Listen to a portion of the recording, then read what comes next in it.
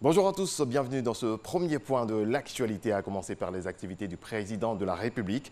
Alassane Ouattara va assister à l'intronisation demain au Japon du prince héritier Naruhito comme nouvel empereur du Japon. Plusieurs pays amis du Japon sont invités à assister à l'événement. La Côte d'Ivoire, je le disais, est représentée par le chef de l'État, Alassane Ouattara, accompagné de la première dame, Dominique Ouattara. On écoute le président de la République. C'est un sentiment de grande fierté que la Côte d'Ivoire soit invitée à cette importante cérémonie qui est importante pour les Japonais mais également pour le monde entier. En tout cas, nous avons tenu à être là compte tenu des relations excellentes que nous avons avec le Japon, avec l'empereur que nous avons rencontré en son temps quand j'étais Premier ministre en visite officielle avec Mme Ouattara en 1992. Donc c'est un renouvellement des générations et c'est une belle opportunité de venir souhaiter bonne réussite, longue vie à l'empereur et aussi dire que la Côte d'Ivoire tient aux relations importantes et fructueuses avec le gouvernement japonais. Ici en Côte d'Ivoire, le vice-président apporte son soutien aux victimes d'inondations à Grand-Bassam. Daniel Kablan-Duncan a fait des dons en nature d'une valeur de 38 millions de francs CFA avant d'annoncer des mesures urgentes arrêtées par le gouvernement ivoirien. Mama Traoré.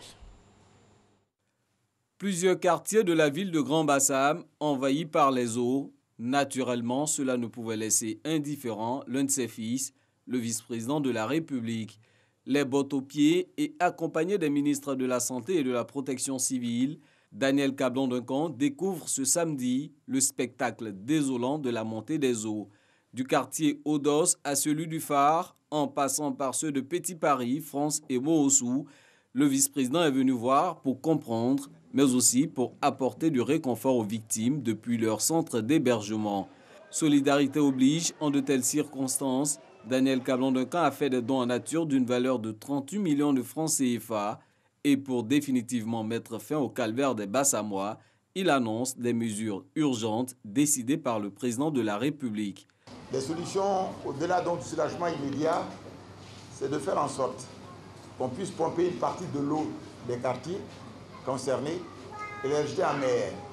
On est en train de travailler avec les autorités préfectorales et municipales et l'entreprise pour que les choses commencent assez rapidement. Mais le vrai problème de Bassam, c'est l'ouverture de l'embouchure. Et là, le président a donné des instructions fermes de manière à ce que le mois de novembre soit la date de début des travaux de l'ouverture de l'embouchure qui va coûter 20 milliards de francs CFA. Plus de 1100 personnes sont aujourd'hui en situation de détresse suite à la montée des eaux à Grand-Bassam. Le ministère de la Santé dit être en alerte face au risque d'épidémie que pourrait causer cette catastrophe. Autre conséquence immédiate de ce drame, le célèbre festival Abissa qui devait démarrer ce dimanche 20 octobre est finalement reporté pour le 3 novembre prochain. Le président de la Banque mondiale, David Malpass, va se rendre bientôt en Côte d'Ivoire. Il a accepté l'invitation du président de la République, invitation dont était porteur le Premier ministre Amadou Gon Coulibaly lors des assemblées annuelles du FMI et de la Banque mondiale à Washington. Adama Kone. Au 12e étage de l'immeuble de la Banque mondiale à Washington, l'ambiance est conviviale. C'est qu'après le mois d'avril, c'est la deuxième fois que le président du groupe de la Banque mondiale, David Malpass, et le Premier ministre Amadou Gon Coulibaly se rencontrent ce dimanche après-midi. Le Premier ministre accomplit une mission. Il est porteur d'un message du chef de l'État, Alassane Ouattara. J'ai commencé donc par lui transmettre les salutations du président de la République, son Excellence M. Alassane Ouattara, et l'invitation qui lui est faite par le chef de l'État de venir donc en Côte d'Ivoire. J'ai noté donc son approbation. Maintenant, nous travaillerons donc à la définition donc de la date donc précise donc pour cette visite. En deuxième lieu, concernant la question de la coopération entre le groupe de la Banque et de la Côte d'Ivoire, nous nous sommes réjouis donc de cette qualité de coopération. Et à titre d'exemple, nous avons noté que le portefeuille donc de la banque en Côte d'Ivoire a évolué de 600 millions de dollars US en 2015 à aujourd'hui 2,8 milliards de dollars US, donc en fin septembre donc 2019, ce qui est une augmentation donc notable. Et c'est grâce à tout cela notamment que nous avons pu maintenir donc ce taux de croissance élevé de l'économie ivoirienne, puisque cela a permis de financer notre plan national donc, de développement. La Côte d'Ivoire prépare minutieusement la décennie 2020-2030.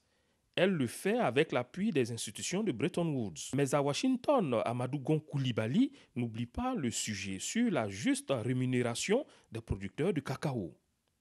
Nous souhaitons que la banque accompagne donc la Côte d'Ivoire et le Ghana sur les discussions que nous menons avec les industriels sur la question du revenu décent donc pour les producteurs de cacao. Et je dois noter que le président du groupe de la Banque mondiale a été quand même sensible donc à cela. Il a essayé de savoir comment la banque pouvait nous accompagner. Nous en avons discuté et nous avons donc pu trouver donc des pistes de solutions pour que la banque accompagne donc nos deux pays sur cette question du revenu décent vis-à-vis des industriels. Après le président de la Banque mondiale, la délégation ivoirienne a rendez-vous avec la nouvelle directrice du Fonds monétaire international FMI, Kristalina Georgieva.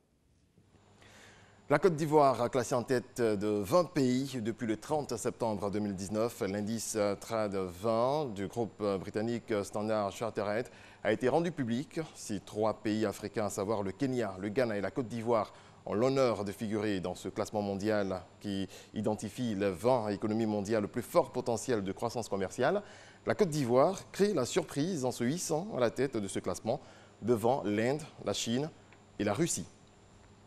Dans le reste de l'actualité, nouvelle étape dans le cessez-le-feu entre Turcs et Kurdes. Les forces démocratiques syriennes FDS, dominées par les combattants kurdes, ont achevé hier dimanche leur retrait de la ville de Ras al-Ain dans le nord syrien, selon l'Observatoire syrien des droits de l'homme, OSDH. Le plus long vol sans escale de l'histoire a atterri hier matin à Sydney après plus de 19 heures dans les airs depuis son départ de New York. Une prouesse que la compagnie Qantas envisage de traduire prochainement en succès commercial. Et puis on termine avec cette triste nouvelle pour le sport, notamment le rallye. Soumaoro Morifere a brusquement quitté la piste. Le pilote ivoirien est décédé hier à la suite d'un malaise. Selon certaines sources, il assistait à la première course de sa fille, Soumaoro Aïssata, en tant que pilote titulaire. Merci à toutes et à tous de votre attention. C'est la fin de ce point de l'actualité. Marco, on vous rend l'antenne pour la suite de Matin Bonheur.